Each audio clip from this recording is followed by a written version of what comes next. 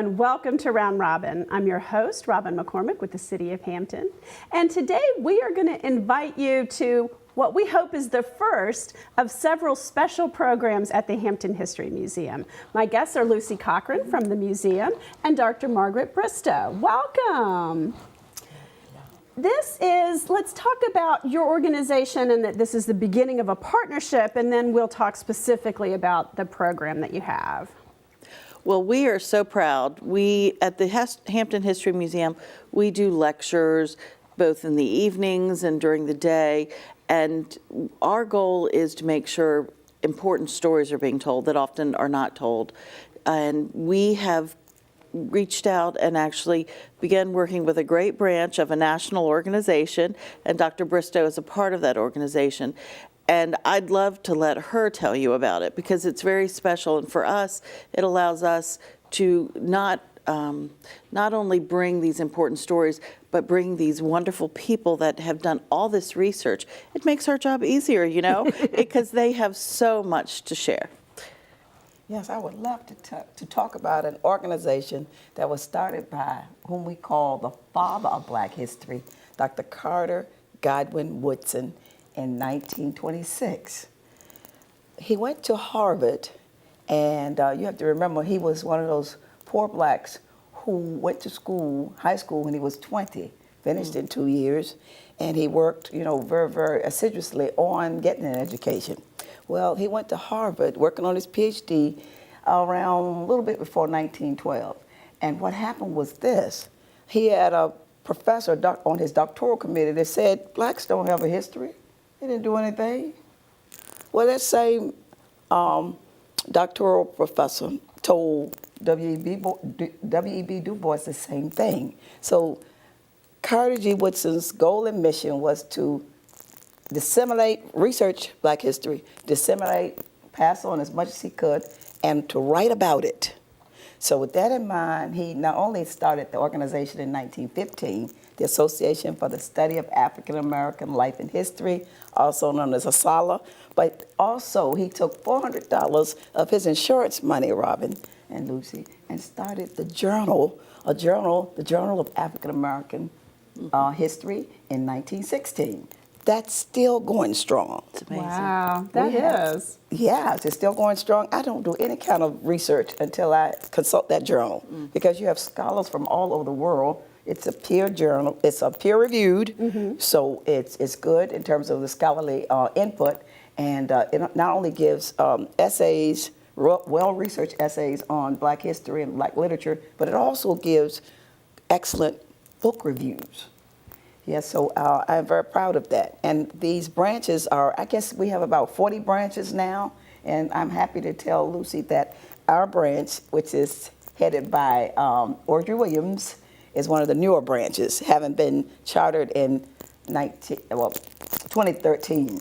And it is, we had to go to Pittsburgh to receive that chartering. And each year they do an international conference, and scholars from all over the world present their research on Black history. It's coming up in Indianapolis in October this year. And last year was in Cincinnati. Before then, we've been over at Jacksonville, Raleigh. You know, it's a different place every year. So we are not, I mean, we have obviously scratched the surface of African American history, but there's a lot more. And there's a lot that's been maybe in the journal or been researched academically, but those stories don't always filter down to everyone, to our adults and to our students, because the story you're going to tell, for example, I was unaware of.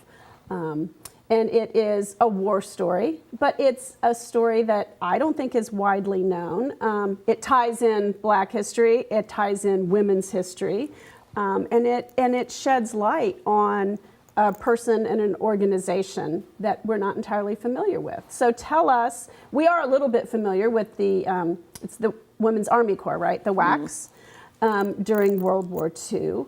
But the division, I don't even know if it was big enough to be a division that you researched, and the story you're going to tell is a little bit different. So tell us about this group. Okay, thank you, Robin. I get so excited. The lady, let me go back in history. this must have been in the 80s, called me up, and she introduced herself, and she said, "You got to tell my story." And she said she was a member of the WACS, the Women Army Corps, and that she wanted her story told. Well, this lady's name was Novella Auls. And I never forget, she sent word that I was to come to the hospital, and she was terminally ill. And she said, How did she find you? somebody told her, at that time I was teaching at Hampton University, and somebody told her I did proofreading, editing of, different manuscripts, and I think that's where she found me. She could have called Hampton University. But we should say at this point, you're an English professor. Right, right. History is your sideline. That's true. Okay, I'm Sideline. sorry for interrupting. Go on. So Well, she anyway, called you and asked she you to called- come see her at the hospital. Right, and she said, I've given you X amount of things on my life, and, Maddie Treadwell's research on the wax. She did early research on wax in general. And she said, I've given you Lucia Pitt's book, One Wax Story, and she said, when are you going to write my story? And she said, do you need money? And then she said, should I put some dynamite? Certain part of my body. And I said, Miss Auls, I'm working on my dissertation at the University of Virginia. As soon as I finish it, I'm going to tell you a story. Fast forward, Robin, fast forward.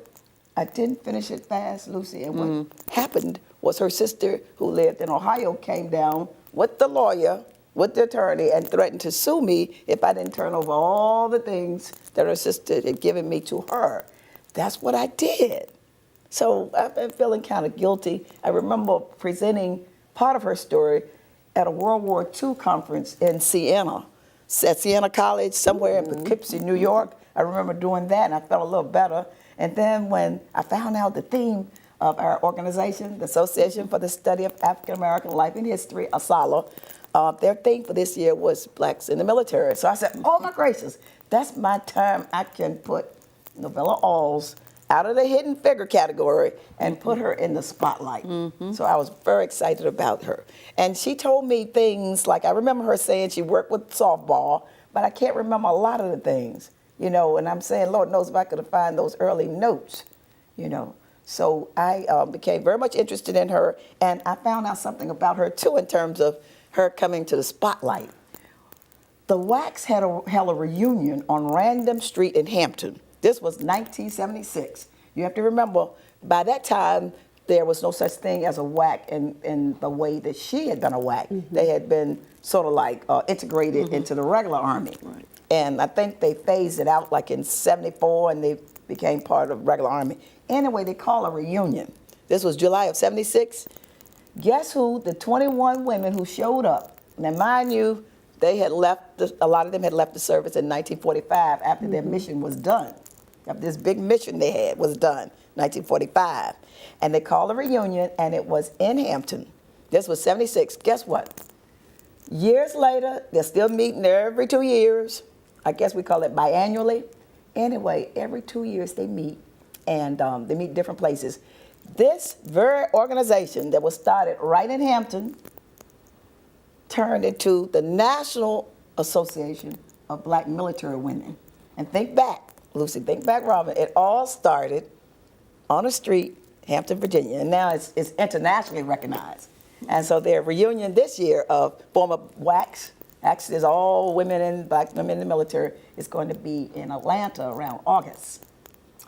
So her mission, I guess I need to tell about that. What was her mission? That's right. What did she do? She was part of the 855 black women, first to go overseas, who were given the task, who were given the charge of sorting through 3 million pieces of mail. That's packages, that's Christmas packages sent to the soldiers.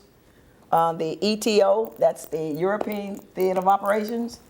You had soldiers who had not gotten mail who were in the Army. You had some in the Navy. You had some in the Marines, in the Air Services. You had the Red Cross was not getting mail. You had military and non-military people. We're talking about 3 million pieces of mail. So this all-WAC division, it was 824 women, 31 officers, were charged with re-sorting this mail so that the soldier got his mail. Now their theme was, their mantra was, no mail, low morale. No mail, low morale. So they were charged with doing this in 6 months, first being shipped to Birmingham, Alabama, and an old school. They were charged with getting this mail out in 6 months, but guess what? They did it in 3 months. And they were so good at doing it that they later moved them to Rouen. I didn't take French, I took German. I hope I'm pronouncing it right. They were moved to Rouen, France. And there they had another batch of millions of pieces of mail. Again, they did it efficaciously, effectively, in a short time, from 6 months to 3 months. The only sad part about it is that they were given really no citation. No recognition for what they did. Right, at the time. But I'm finding out that some of them got together and came back in 1981, went to Birmingham, England, went to Rouen, France, went to Paris, because they did have a Paris experience in sorting that mail also. And they were welcomed by the English and the French. And they also were honored by former President Barack Obama in 2009. Yeah, so they're still, what I can say, they're honoring themselves also, by having these reunions. That's wonderful. They're celebrating what they did and their contribution. I think a lot of times the battlefield contributions deservedly get highlighted, but some of the people who support them, you don't always know what they were doing. It's a little bit like the astronauts. You know who they are. You didn't know who those mathematicians who were keeping them safe. You didn't necessarily know about them. So you are going to bring your interpretation of Novella Auls to the History Museum this Wednesday. And Luci, just give us the time and a little bit about that program. Actually, it's a program we do every month, and it is a wonderful time to take a break from work or bring the family. It's at noon, and we have a chance for you to, of course, eat while you listen to and learn wonderful things. But on top of that, we provide something to drink and dessert. So it's really, it's a way for the community to gather around history. And we're so proud, as I said, to have this relationship, because with Asala, it allows us to bring, once again, you use the word more than once, those hidden stories that really are important to tell, because this is a Hampton story, but it really was an American story. It certainly was an African American story, because one thing we didn't highlight is this was still during segregation, and this was a group, every person in this battalion, I believe it was, were African American women. And they went over and made such a dramatic change in the lives of the military servicemen that were there. So these kinds of things, as we said, we just don't hear enough about. And for us to have wonderful academics like Dr. Bristow giving us their time and sharing the stories. So once again, this Wednesday, we're having Dr. Bristow, but in the future, we'll have more members of Asala come and share these important stories. And the way you're going to do it is you tell the story of the 800 and some women through one voice. So sometimes that is the more powerful and more personal way to get across our history, rather than just the recounting. And we want to give people a taste of what that's going to be like. So if it's okay with you, we're going to stop the formal interview and come back and let you perform just a small piece of the monologue you'll be doing at the museum. Okay. All right. Well, thank you both very much. Thank you. Thank you. And stay tuned. You'll enjoy this. Now that I've told you about our good times as members of the 6888, 6888, headed by Mayor Charity Adams. I've told you about the good times, how we were able to have a beauty parlor. So under those hobby hats, we were able to get our hair fixed and to have that Marcel Wade. How we were able to visit Buckingham Palace when we were in Birmingham. How we were able to visit other places and shop. As black women, the first group battalion overseas, it was all black unit, self-service. We were not attached to any male unit. Everything was run by us. But you have to remember, everything was segregated in those days. Segregated recreation facilities, segregated living quarters. Everything was segregated because segregation was not outlawed in the military until 1948. Now, we were working hard to deliver that mail. We had good times. Even though on coming over, we had to dump some German U-2 bombers. We had to do that because we were coming over there by boat. And we celebrated having moved 3 million pieces of mail in 3 months, not 6 months. But in the midst of it all, Novella Auls, poor black girl from Alabama State College, me, serving as coach of the baseball team, going to compete with other white whacks and winning. In the midst of it all, Lord, I think back, have to get my tissue. In the midst of it all, one day, 3 whacks were killed in a Jeep accident. Lord have mercy. And you have to remember back then, and we were in France then, near the Normandy area. Back then, we were not given money for burial expenses. So these 3 whacks, the 2 Marys, as I remember, because I'm going back to 1945. 2 Marys, and there was a Dolores. And we said, what are we going to do? Now, we always remembered Major Adams telling us that there's no I in team, but there's an I and a U in unity. So we all got together. We remember what she always said. If it is to be, it is up to me. If it is to be, it is up to me. She always told us that our success was on the tip of our fingers.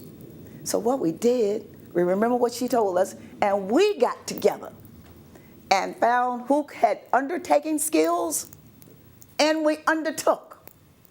We collected our money and we bought caskets. And those 3 black whacks were put away in style. We had 2 sermons, 1 for the Catholic black whack, and we had 2 for the others who were Protestants.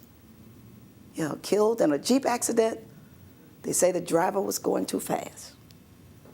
So this ends my part of my monologue, and I want to give credit to people who have helped me with the research. That's Janet Sims Wood, who at one time was librarian at Moreland Spingard, Howard University. I want to give credit to Brenda Moore, who is still teaching at the State University of New York in Buffalo. I want to give credit to Ossie Mae O'Neill, a former WAC who did not serve in the 6888. I want to give credit to a guy who started it all, Lieutenant Colonel Jesse Johnson of Hampton, Virginia, who actually started a book on the female women in the military in 1974.